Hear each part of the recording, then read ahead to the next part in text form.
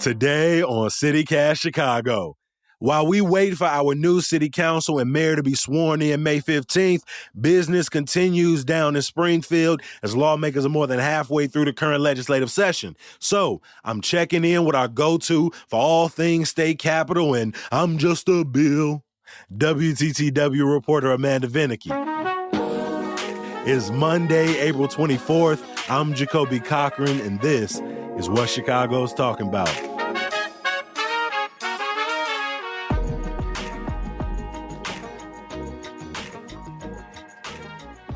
Amanda, welcome back to CityCast. I always love being on with you, Jacoby, and I say that very sincerely. Oh, I know you do, because you keep coming back. We're on like 9 or 10 times over the last couple of years you and I have sat down.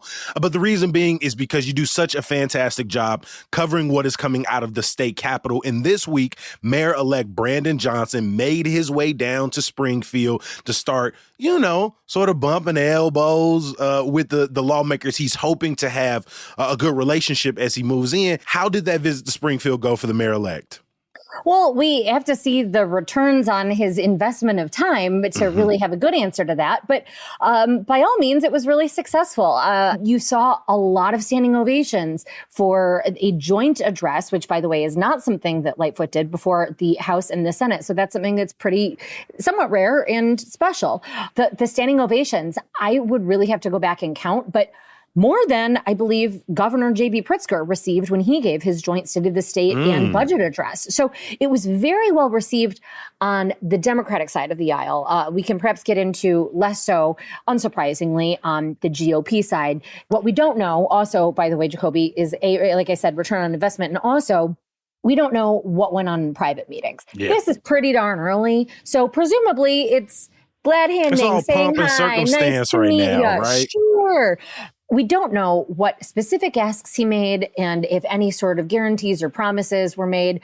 Presumably, it'd be too early for any of that, but it is not too early to say that the negotiations have to begin if he's going to capitalize on this feeling of momentum and goodwill, the honeymoon period, if you will, and further, if he's going to get any of that implemented before the legislature adjourns.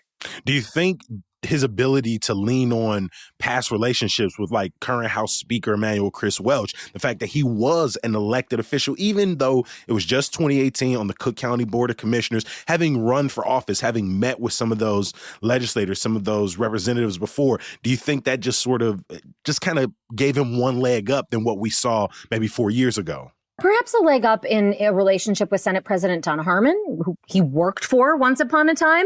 I'm not sure how much you really get from his Cook County board. That's something I think was sort of interesting. He was, portrayed during the election cycle and the campaign as a novice to politics and almost sort of embraced that newbie perspective, but holds elected office. Can't forget that. So you can't really have it both ways. That said, it's not as if the Cook County board is in regular conversations. Sure, you might be with certain legislators, but I don't know that. I think where he might be able to capitalize, though, is just, again, relationships and capitalizing on being a leader of the Chicago Teachers Union and for the legislators who likewise have and want to have a cozy relationship with the CTU. Again, those real Chicago progressives, those who were on board with Johnson's campaign from the onset. They will be, I think, very glad to have him in office. And so it's those sort of relationships that he will really be able to work with. And you have more progressives, just as you do in the Chicago City Council, in the General Assembly this time around. So he also could be very well buoyed by that. I mean, Johnson didn't just go down there to shake hands and bump elbows. He also went down there to re-up on his campaign promises, which was to bring more money from the state to the city of Chicago. We talked about changing the school funding formula throughout the campaign, to which Johnson has said, CPS is missing close to $1 billion in funding from the state of Illinois. But he also mentioned the LGDF, the Local Government Distributive Fund, which basically is the share that cities get from sort of income tax. And back in the 2010s, that was closer to 10%. Now it's 6%. And Johnson, along with other leaders across Illinois, are saying, well, can we get that percentage back up so that more funds can come? You know, when you show up to the Capitol, knocking on the door, asking for more money before you've been sworn in, you know, do you think that those plans are likely to get traction from lawmakers?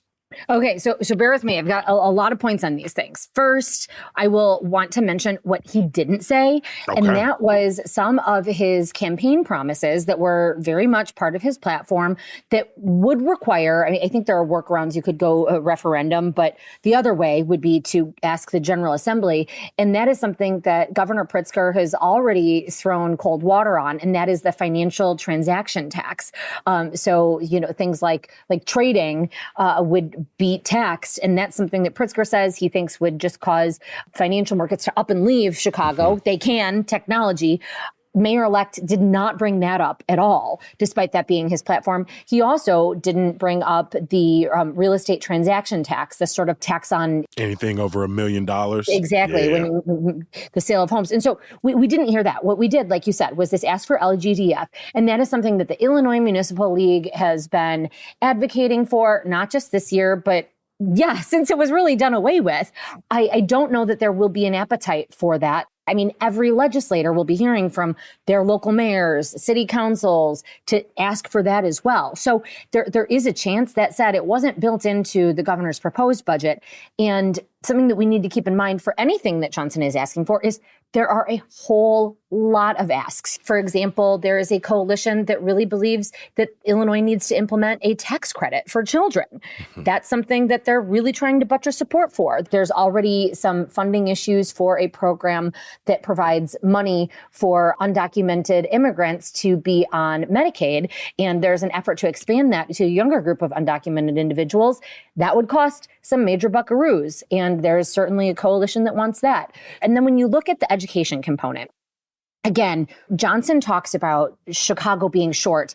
That is up against a formula that ideally would be funded right away so that all schools would be at this particular level. The formula that Illinois now has is one that is supposed to send more money to the schools that need it most, to try and make school funding more equitable. But the goal isn't to get that done until 2027 because it takes so much money to get there. So you do already have in the governor's proposed budget increased funding going toward that formula and therefore going toward Chicago schools. The way that he described it in his joint address, the mayor-elect said a revamp or a redo, something along those lines of the education funding formula. Frankly, it took years for Illinois to come up with the current and new funding formula that sends more money to these schools versus others, those that need it most. So I don't think that he's going to get a revamp. Could you see more money going toward education into that formula? So there might be more going toward education, but already baked into the proposed budget, yes, there would be an increase. Often when we talk about the relationship between Springfield and Chicago, it feels like there's a zero-sum game at play where it's Chicago versus the rest of the state. And Brandon Johnson wanted to make clear in his address that he's, like mayors prior to him calling for unity, saying as Chicago goes, Illinois goes. Is anyone really buying that it's not Chicago versus the rest of the state? Because when we start to talk about things like taxation and development, public schools, it feels like Chicago often sort of gets separated out from the rest of Illinois. There certainly can be that sentiment. A couple things there as well. So, for example, you look at both the municipality's share of the state income tax and education funding. Both of those, if they were to happen, would, as I sort of alluded to, benefit other districts as well, particularly when you look at education funding. Dollar-wise, yes, Chicago is missing the most, but percentage-wise, I haven't done the math, but there are definitely some small school districts that would be hurting more than Chicago is in terms of per pupil funding. Again, however, then you look at the sheer raw dollar amount, and because Chicago is bigger, it is a bigger part of the budget because it's more money. So I think there's that. I do also think that you're always going to have this sort of us versus them sentiment, in part because that's how negotiations work. There has to be decisions made when it comes to a budget, who gets money, who doesn't, how much. That said, I do think that there is recognition, even by those that perhaps harbor some sort of frustrations with Chicago or feel neglected, those from rural areas that are in southern central Illinois, that Chicago is necessary, that it is a driver of the economy and jobs. There was a press conference following the mayor-elect's address from some of the most far-right conservative Republicans, members of the General Assembly. And they said that they believe in Chicago. They recognize the importance of the city. They were really appalled by what Brandon Johnson had to say. They said the city right now is already lost. They said that crime is chasing people from Chicago, that that's what the city really needs is fixes to that. And they said what overtures that Johnson made were more political theater and called what he wanted to do beyond LGDF, beyond school funding, but some of his other agenda items, they said it was akin to a Marxist agenda, and they didn't think it was possible for Chicago to go further left than Lightfoot. But lo and behold, that's how they view the Johnson administration. I do think that even those who are believers that Chicago needs to do well have a very different viewpoint of how it would be that the city would be bolstered. I mean, obviously, Chicago is not the only city in Illinois that has to contend with gun crimes, with property crimes. But when we have this conversation with lawmakers in Springfield, it feels like Chicago becomes the poster child for these crimes. But when you look at Rockford, for example, or you look at Peoria, for example, all of our major cities are dealing with their own upticks. Do you see any change in the way that lawmakers are talking about this particular aspect of public safety, or does it come down to the age-old, that's Chicago's problem, Chicago needs to deal with it? You're certainly correct that, unfortunately, we do see crime everywhere. There are some gangs that are active in major cities. You see a lot of disinvestment, neglected communities. I lived in Springfield for some time. There most certainly are some racial divides, and you look at what sort of areas of the city have been unfortunately neglected. There's a lot there. Chicago gets this attention because, of course, it's Chicago for the same reasons we talked about. It is big. It is sort of the way that Chicago goes, the Illinois economy goes. So much is dependent on it. But you have people coming in, be it from a progressive point of view or a conservative one, who have really heartfelt beliefs. And are those changing? No. So you look at something like guns, and while I think you would have the members of the Freedom Caucus who had this press conference bemoaning Johnson and his agenda, they would say, yes, they want crime to go down, and they believe that the solution is to be tougher on crime. That is, of course, a very different view than you would have in terms of that approach to what Johnson and his allies would take. So I think that it is something that is beyond just the borders of Chicago, but I don't know that there is going to be a major shift in terms of the General Assembly's thinking, beyond, of course, advocating for dollars for things like support for crime victims, trauma response, anti-violence. Those are some measures that Illinois has put money into. If you look at a budget as a document that expresses values, Illinois has put more money into each of those and will do, again, presumably in this as yet developing budget for the next year. I want to turn these last couple of questions towards Governor Pritzker and his agenda because he's got a few more years in office. And right now we are coming up on the Illinois budget. And sort of on one hand, you have Governor Pritzker touting credit upgrades and balanced budgets, where his opponents say Illinois is becoming increasingly unattractive to businesses. I saw that CNBC ranked Illinois 40 for business-friendly states. Is this something that Pritzker is responding to, is thinking about? Because even as we saw here in Chicago, that was one of the huge criticisms lobbied against Brandon Johnson, is that his policies seem to scare away businesses. You know, with Illinois being led by Democrats from our largest city all the way down to the Capitol, how are they collaborating on either dispelling this myth or sort of working against this momentum?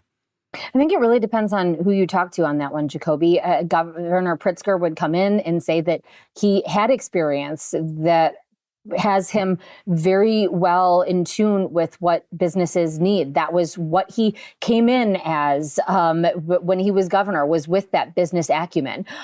You have some of the more powerful lobbyist organizations in the business community, things like chambers of commerce, retailers and such, that have to walk a fine line. Their natural allegiances would be with Republicans, except for when you have Republicans in the super minority and they can't do much, you don't really want to tick off the governor, even if you're not thrilled with what the governor and the supermajority party are up to. So they do continue to advocate and have an agenda that deals with everything from looking at making and lessening sort of some of the penalties and restrictions of Illinois' strict biometrics law to looking for increased tax credits. But the governor has looked at and touted some of the doing away with what he would call tax loopholes is something that helped the Illinois budget and get it on balance. So certainly Pritzker is one that says he wants to recruit businesses. He looks at that as a goal. And yet that is definitely not something that you hear about unless it is a speech about business. During his State of the State and Budget address,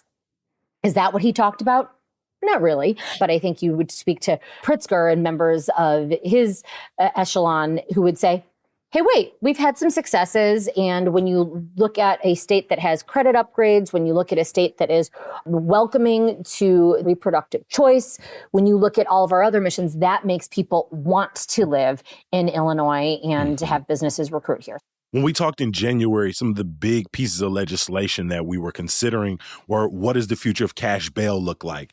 What is the assault weapons ban going to face in and out of the courts? Are there any bills that are sort of moving through the House or the Senate now that are specific to Chicago that just might have a disproportionate impact on Chicagoans? So, I mean, I think one that is in particular is that they've got to have figured out how the Chicago, how the new elected school board for CPS is going to work, and the districts have to be designed. The public meetings for those the mapping process. Exactly, the mapping process. So that's something that the General Assembly has to get done. The other would be, of course, the Chicago Bears and what's going to happen with that.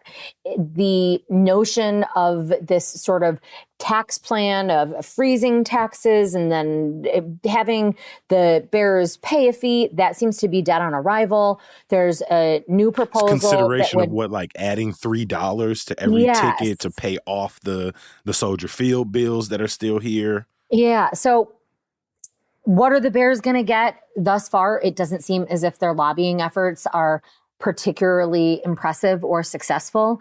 But what does that mean for the future of the Chicago/Arlington Heights Bears? At this point, I hesitate to make a prediction, but that's a big one to watch for. The last day now is scheduled for adjournment for May 19th. Will they succeed? Hard to say. What really has to happen, though, before adjournment is passage of a budget. And that really needs to be done by the end of May, because otherwise you need more votes in order to pass a budget. Again, with super majorities of Democrats, that shouldn't be a difficult hurdle, even if, say, they have to come back for a budget vote in June. But that would make Illinois look pretty disorganized. Pritzker isn't going to want that. Again, at this point, scheduled adjournment, May 19th, but the lawmakers have just over a week or so if they bypass that deadline that they set for themselves. And we'll see if they make that deadline, and if I get to barbecue with you or something over Memorial Day, Jacoby, or if I'll be downstate. Amanda, every single time I have a question about Springfield, you are the first person we think of. So thank you so much over the last 2 years for stopping by every time we need that update from the Capitol. Amanda Vinicky, correspondent with WTTW in Chicago tonight. Thank you for your time on CityCast Chicago. Thank you, Jacoby. I'll see you on Memorial Day. Yes, you will. I'll be out here. Hey, if you, mom's always barbecuing. You can pull up. Love it. Okay, you let me know.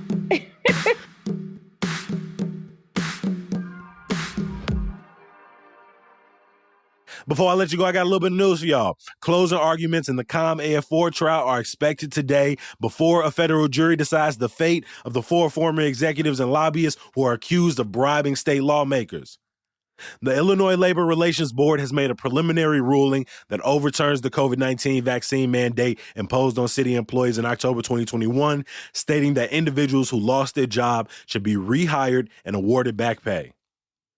Attorney General Kwame Raoul is calling on Kia and Hyundai to recall vehicles that are vulnerable to car theft, as more than 7,000 were stolen in the city just last year.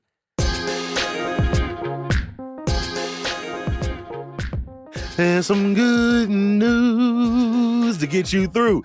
WWE's Monday Night Raw is back live in Chicago tonight at the Allstate Arena. It's the final Raw before the WWE brand draft, so I'm sure it'll be a fun one. I might have to go down there to just check it out live in person, and report back. As always, we appreciate you for listening. Subscribe to our daily newsletter, Hey Chicago, at chicago.citycast.fm. I'm going to talk to you bright and early tomorrow. Peace.